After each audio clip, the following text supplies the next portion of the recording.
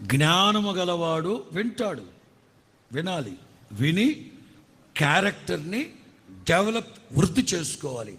ఆ వివేకము కలిగిన వాడు ఆ సూత్రాలన్నీ వినాలి. 10 చెప్పారా? 10 సూత్రాలు విను.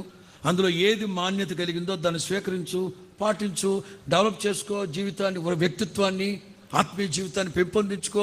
అసలు ఏమి వినకపోతే ఎలాగా? వినడానికి వేగిరపడండి.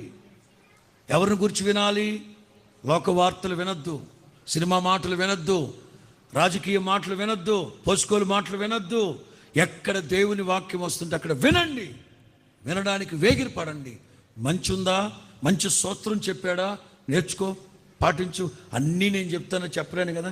దేవుడు నాకు ఇచ్చిన ఈ ఆయుష్కాల దినముల్లో ఎన్నని చెప్పగలను మీకు? నా దేవుని సంకల్పం అంతా మీతో చెప్తున్నాను. ఏది దాచుకోకుండా చెప్తా ఉన్నాను. ఎంత ప్రయాసైనా ఓపికన్నా లేకపోయినా చెప్తా ఉన్నాను.